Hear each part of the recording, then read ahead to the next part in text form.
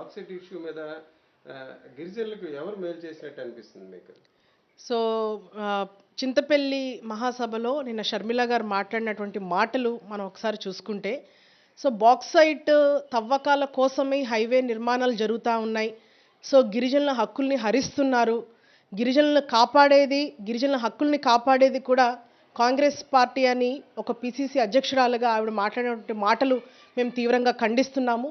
ఎందుకంటే ఈరోజు బాక్సైట్ జీవోని నెంబర్ 97 ఏదైతే ఉందో, ఒక దమ్మున్న నాయకుడిగా మాట ఇచ్చి మాట తప్పకుండా అధికారంలోకి రాగానే జగన్మోహన్ రెడ్డి గారు, మా ప్రియతమ ముఖ్యమంత్రి వర్యులు, బాక్సైట్ జీవో 97ని రద్దు చేసినటువంటి ఘనత జగన్మోహన్ రెడ్డి గారిది. అయితే ఆనాడు ప్రతిపక్ష నాయకుడిగా అదే చింతపల్లి సభలో వచ్చి ఏదైతే అప్పుడున్నటువంటి ముఖ్యమంత్రి చంద్రబాబు నాయుడు గారు 2014లో ముఖ్యమంత్రి అయిన తర్వాత ఆదివాసీ దినోత్సవం రోజునే విశాఖపట్నంలో బాక్సైట్ తవ్వకాలు జరపాలి, బాక్సైట్ తవ్వకాలు జరిగిన తర్వాత ఆ లాభాలతోని రాష్ట్రాన్ని ముందుకు నడిపించాలని ఒక దురుద్దేశంతో ఒక దుర్మార్గమైనటువంటి జీవో 97ని ఆనాడు ముఖ్యమంత్రిగా ఉన్నటువంటి చంద్రబాబు నాయుడు గారు రిలీజ్ చేస్తే, సో ఈ బాక్సైట్ తవ్వకాల వల్ల ఎన్నో గిరిజన జాతులు కనుమరుగైపోతుంది, గిరిజన ప్రాంతం అంతా కూడా పొల్యూట్ అయిపోయి చాలా ప్రమాదకరంగా మారుతుందనే ఒక ఉద్దేశంతో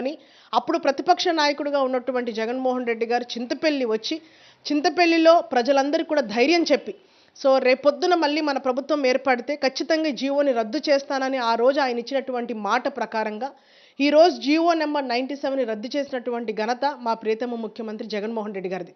సో ఆ విషయాలన్నీ కూడా తెలుసుకోకుండా కేవలం ఒక పార్టీని టార్గెట్ చేస్తూ, ఒక నాయకుడిని టార్గెట్ చేస్తూ ఈరోజు ప్రజల సంక్షేమాన్ని, ప్రజల యొక్క అభివృద్ధిని నిరంతరం పాటుపడుతున్నటువంటి ప్రభుత్వానికి ఆ నాయకుడిని ఎల్లప్పుడూ విమర్శించాలన్న ఒక దురుద్దేశంతోనే ఈరోజు షర్మిల గారు చేస్తున్నటువంటి వ్యాఖ్యలు ఉన్నాయని కూడా ఈ సందర్భంగా నేను తెలియజేస్తా ఉన్నాను. ఎందుకంటే ఈ 4 సంవత్సరాల్లో కూడా, ఈ 4 సంవత్సరాల 9 నెలల పాటు రాష్ట్రము ఏ రకంగా అన్ని రకాలుగా సంక్షేమం పరంగా కానివ్వండి, అభివృద్ధి పరంగా కానివ్వండి, ఏ రకంగా ఈరోజు ప్రజలకు ఇచ్చినటువంటి మాట ఈరోజు నిలబెట్టుకున్నటువంటి నాయకుడు జగన్మోహన్ రెడ్డి గారు అయితే, కనీసం ఈ 4 సంవత్సరాలు 9 నెలల్లో ఏ రోజు కూడా, అంటే ప్రతిపక్ష హోదా ఎలాగో కాంగ్రెస్ పార్టీకి లేకపోయినప్పటికీ కూడా కనీసం ప్రజల పక్షాన నిలబడి ఏ రోజు కూడా ప్రజల సమస్యల పట్ల పోరాడినటువంటి సందర్భాలు లేవు.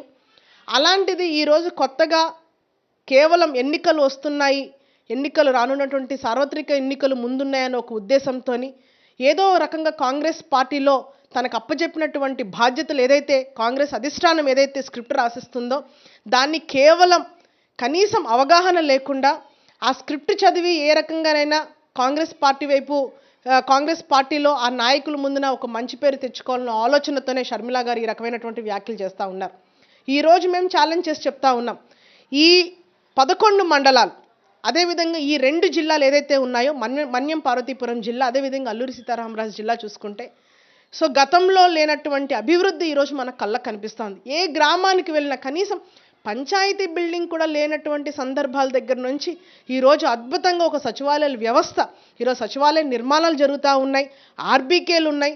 అండ్ అదేవిధంగా ముఖ్యంగా మా పాడేరు నియోజకవర్గంలో ఈరోజు 500 కోట్ల రూపాయలతో మెడికల్ కాలేజ్, నిన్న అక్కడ చింతపల్లిలోనే 100 పడకల ఆసుపత్రిని ఈరోజు తీసుకొచ్చినటువంటి ఘనత జగన్మోహన్ రెడ్డి గారిది. దాదాపుగా 35 కోట్ల రూపాయలతోనే ఈరోజు నిర్మాణం పనులు జరుగుతూ ఉన్నాయి. అంటే గోలీ మోతులు మళ్ళీ రిపీట్ అవ్వకూడదు, అలాంటి సందర్భాలు మళ్ళీ ప్రజలకి కలగకూడదన్న ఒక ఆలోచనతోనే ఈరోజు అన్ని రకాల రోడ్డు వైండింగ్ కానివ్వండి, కొత్త రోడ్ల నిర్మాణం కానివ్వండి, ఈరోజు నేషనల్ హైవే ఏ రకంగా వస్తుంది అనేది కూడా మనం చూస్తూ ఉన్నాం. అంటే బాక్సైట్ తవ్వకాలు కోసమే ఈ హైవే నిర్మాణాలు జరుగుతున్నాయని ఆవిడ చెప్పినటువంటి వ్యాఖ్యలు నిజంగా హాస్యాస్పదంగా ఉన్నాయి. బికాజ్ డెవలప్మెంట్ చేయకపోతే డెవలప్మెంట్ లేదు అని అంటారు. డెవలప్మెంట్లు చేస్తే ఏదో ఒక లింక్ పెట్టి కారణంగానే ఈరోజు వీళ్ళు ఇలా చేస్తున్నారనేది నిందలు మోపడం అనేది మీకు భావ్యం కాదని కూడా ఈ సందర్భంగా నేను మిమ్మల్ని హెచ్చరిస్తూ ఉన్నాం. అండ్ ముఖ్యంగా ఈరోజు గిరిజన యువత కోసం ఈరోజు ఉపాధి అవకాశాలు కానివ్వండి, ఎందుకంటే సచివాలయ వ్యవస్థ వచ్చిన తర్వాత 100% ఈరోజు గిరిజనులకి అవకాశాలు కల్పించారు జగన్మోహన్ రెడ్డి గారు. అండ్ అదేవిధంగా మీరు ఏదైతే జీవో నెంబర్ 3 అని చెప్తా ఉన్నారో ఆవిడ మాటల్లోనే అంటే అంత అవగాహన లేని మాటలు మాట్లాడుతూ ఉన్నారంటే, కనీసం ఒక ప్రాంతానికి వెళ్ళినప్పుడు ఆ ప్రాంతంలో ఉన్నటువంటి సమస్యలేంటి, సో ఏ రకంగా ప్రజల్ని మనము ఒక ధైర్యం చెప్పాలి, వాళ్ళకున్నటువంటి సమస్యల పట్ల అవగాహన చేసుకుంటూ దాన్ని ఏ రకంగా వాళ్ళకు ఒక ధైర్యాన్ని ఇచ్చి మేము వస్తే ఇది చేస్తామని చెప్పాల్సినటువంటి నాయకులే జీవో నెంబర్ 3 రద్దు చేస్తామని. జీవో నెంబర్ 3 రద్దు అయ్యింది కాబట్టే ఈరోజు మా ఆవేదన. సో జీవో నెంబర్ 3 ఎవరు రద్దు చేశారు? సుప్రీంకోర్టు మనకి చేయటం జరిగింది. సో దాన్ని మళ్ళీ జీవో నెంబర్ 3 పునరుద్ధరించాలి, 100% ఎంప్లాయ్మెంట్ ఖచ్చితంగా గిరిజనులకు ఇవ్వాలనేదే మా పోరాటం.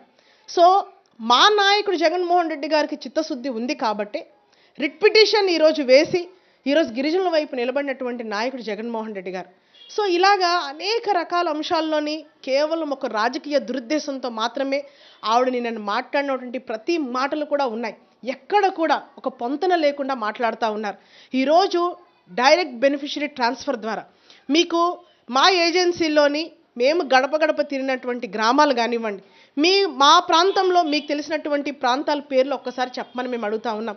సో అలాంటి ప్రాంతాలు సైతము మేము గడప గడపకు వెళ్ళి ఈరోజు ప్రజలు వాళ్ళ అకౌంట్స్లోని ఈరోజు వాళ్ళకి డబ్బులు పడతా ఉన్నాయి. డైరెక్ట్ బెనిఫిషరీ ట్రాన్స్ఫర్ ద్వారా ప్రతి ఒక్క లబ్ధిదారుడికి సంక్షేమాన్ని ఒక్క రూపాయి అవినీతి లేకుండా కూడా ఈరోజు ప్రతి ఒక్క లబ్ధిదారుడికి ఈరోజు లబ్ధి చేకూరుస్తూ ఉంది. ఇది ఒక్కసారి మనం అందరం కూడా మీరందరూ కూడా తెలుసుకోవాల్సినటువంటి విషయం. సో ఏనాడు, ఎందుకంటే కాంగ్రెస్ పార్టీ అనేది ఒకప్పుడు ఒక అభిమానం ఉన్నప్పటికీ కూడా ఎంతో దుర్మార్గంగా రాష్ట్రాన్ని విభజన చేసి విభజన అంశాల్లో ఏదైతే మనకి చేయాల్సినటువంటి హామీలు ఏదైతే ఉన్నాయో, స్పెషల్ స్టేటస్ కానివ్వండి, స్పెషల్ రైల్వే జోన్ కానివ్వండి, ఈ వెనకబడినటువంటి ఉత్తరాంధ్రకి స్పెషల్ ప్యాకేజ్ ఇచ్చి ఆదుకున్నటువంటి సందర్భాలు కానివ్వండి, ఇవన్నీ కూడా ఏ ఒక్కటి కూడా నెరవేర్చకుండా ఈరోజు పూర్తిగా అంటే పార్లమెంట్లోని ఒక చీకటి సమయంలో ఎంతో దుర్మార్గంగా రాష్ట్రాన్ని విభజించినటువంటి సోనియా గాంధీ గారు ఈరోజు కాంగ్రెస్ పార్టీ అనేది ఆంధ్ర రాష్ట్రంలో ఎక్కడ కూడా కనుమరుగైపోయి పాతాళంలోకి వెళ్ళిపోయినటువంటి పరిస్థితి. సో అలాంటి పార్టీని ఈరోజు మేము ఏదో చేస్తామని చెప్పేసి ముందుకు వస్తున్నటువంటి మీకు ఒకటే మేము క్లియర్గా చెప్తా ఉన్నాము, మీకు అంత దమ్ము, మీకు అంత సత్తా ఉన్నప్పుడు మీరు ప్రజల వైపు నిలబడి ఏ రోజు మీరు కనీసం ఒక స్టేట్మెంట్ కన్నా మీ స్టేట్మెంట్ అన్నా ఇవ్వగలిగారా? ఏ రోజైనా రాహుల్ గాంధీ గారు ఏ రోజైనా ఆంధ్ర రాష్ట్రానికి ఇది చేస్తామని నోటి వెంట ఆయన చెప్పగలిగారా? ఏదీ లేదు. కేవలం రాజకీయ లబ్ధి కోసమే ఈరోజు ప్రజల్లో ఒక కొత్త నాటకంతో వస్తూ ఉన్నారు. నిన్న ఆవిడ మాటల్లో ఒక మాట చెప్పారు, అనేక రాజకీయ పార్టీలు వస్తాయి, అది చేస్తాం ఇది చేస్తాం అంటారు, డబ్బులు ఇస్తారు, తీసుకోండి అది మీ డబ్బే అని చెప్పేసి చెప్తా ఉన్నారు. ఈరోజు ఏ గ్రామానికి వెళ్ళినా ఏ ఒక్క వ్యక్తిని అడిగినా కూడా, ఎందుకంటే ఈరోజు లబ్ధి పొందలేనటువంటి వ్యక్తులు ఎవ్వరూ లేరు గిరిజన ప్రాంతంలో. ప్రతి గడపకి సంక్షేమాన్ని అందించినటువంటి సంక్షేమ సారథి జగన్మోహన్ రెడ్డి గారు. ఈరోజు ఎవరిని అడిగినా కూడా ఈరోజు జగనన్న పేరు చెప్పే పరిస్థితి ఈరోజు కనిపిస్తూ ఉంది. కాబట్టి ఈరోజు ఏజెన్సీలోని మళ్ళీ రాబోయే సార్వత్రిక ఎన్నికల్లో ఖచ్చితంగా 11 మండలాలు, మా పాడేరు ఐటీడీఏ డివిజన్ మాత్రమే మేము చెప్తా ఉన్నాం, బికాజ్ ఆల్ ఓవర్ మన ఆంధ్ర రాష్ట్రం కావచ్చు, ట్రైబల్ ఏరియాలో మాత్రం అరకు పార్లమెంట్ పరిధిలో ఉన్నటువంటి 7 నియోజకవర్గాలు ఖచ్చితంగా వైఎస్ఆర్ కాంగ్రెస్ పార్టీ మళ్ళీ విజయకేతనం ఎగరవేస్తోంది. అండ్ మళ్ళీ జగన్మోహన్ రెడ్డి గారిని ముఖ్యమంత్రి చేసే విధంగా మేమంతా కూడా గ్రామ స్థాయిలో ఆల్రెడీ గడప గడపలో తిరిగాము. ప్రజల యొక్క స్పందన మేమంతా కూడా విన్నాము. ఖచ్చితంగా ప్రజలు స్వాగతించడానికి రెడీగా ఉన్నారని కూడా ఈ సందర్భంగా మేము తెలియజేస్తా ఉన్నాం.